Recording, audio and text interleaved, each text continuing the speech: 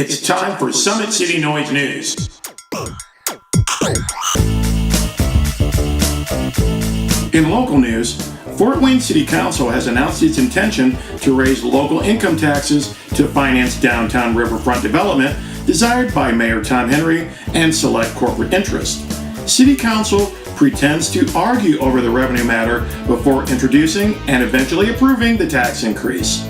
Conservative radio news personality Pat Miller, host of the Pat Miller program on WOWO AM 1190, invites his listeners to discuss their reactions to the NBC Sunday Night with Megyn Kelly interview featuring InfoWars Prison Planet founder Alex Jones. Pat Miller admits that he did not actually watch the 19-minute interview, though he did watch some snippets. Miller says he read numerous mainstream media reports about the interview. Apparently, neither Pat Miller or Megyn Kelly noticed a video published on YouTube by the Alex Jones channel on November 4, 2016. When I think about all the children Hillary Clinton has personally murdered and chopped up and raped, I have zero fear standing up against her. Yeah, you heard me right. Hillary Clinton has personally murdered children. I just can't hold back the truth anymore. Hillary Clinton is one of the most vicious serial killers the planet's ever seen. I don't know whether or not Hillary Clinton responded to Alex Jones calling her a murdering, raping children chopper. Chobani, the yogurt maker, threatened to sue Alex Jones after he said some pedophile stuff about them. Alex Jones promptly apologized for all that on radio and the internet. WOWO AM isn't interested in telling the truth about Alex Jones because Alex Jones often appears as a guest on the overnight coast-to-coast radio show on WOWO AM.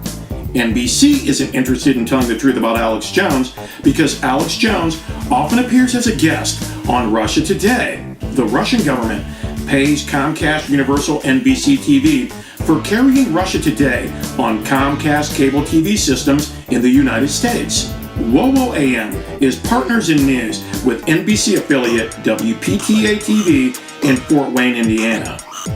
In national news, the Alexandria, Virginia Republican baseball practice hit has yet to be considered a terrorist attack by U.S. politicians and media outlets.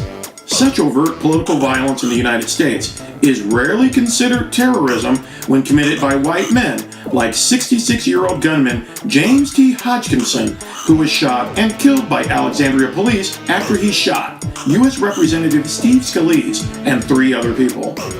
On the international front, sometimes truth is the best propaganda. Russia Today reports Afghanistan witnesses growing number of local soldiers turning their guns on U.S. military advisors, with 3 American soldiers killed and 7 wounded in twin attacks in June. The U.S. war in Afghanistan began in 2001 under President George W. Bush.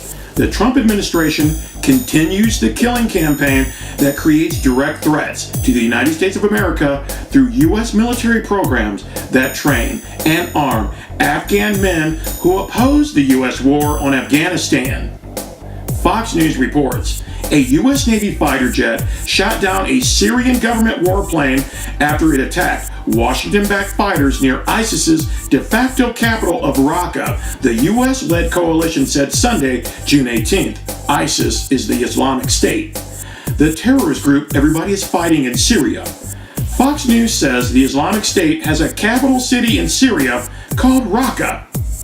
Fox News reports the U.S. Navy says a Syrian regime Su-22 dropped bombs near Syrian Democratic Forces fighting south of Tabqa in Syria. The U.S. Navy statement said coalition aircraft had conducted a show of force to turn back an attack by Syrian leader Bashar al-Assad's forces on the Syrian Democratic Forces. Syria considers the Syrian Democratic Forces an enemy of the state. Turkey considers the SDF a terrorist group. The SDF are supported and defended by the USA. The Syrian Democratic Forces illegally hold the town called Jadin. America's Navy says the coalition's mission is to defeat ISIS in Iraq and Syria.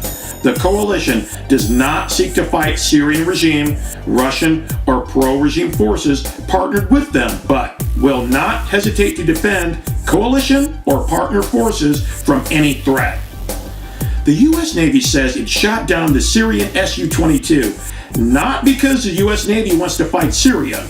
The U.S. Navy says it blew up the Syrian aircraft because the U.S. Navy is defending Syria's enemies. The BBC reports Australia says it is temporarily suspending its military air operations over Syria after a warning from Russia that it would treat aircraft from the U.S.-led coalition as potential targets. Since 2011, Syria has been embroiled in a civil war between government forces and militant rebel groups that are often called freedom fighters by the United States of America.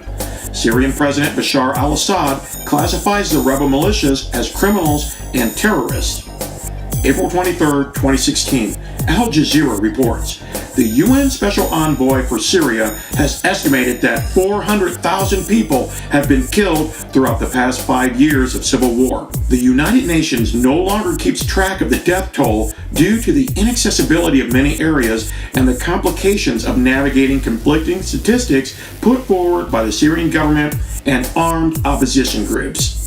President Donald Trump attacks the nation of Syria while supporting mercenary armies, rebel militias, and terrorist groups in Syria.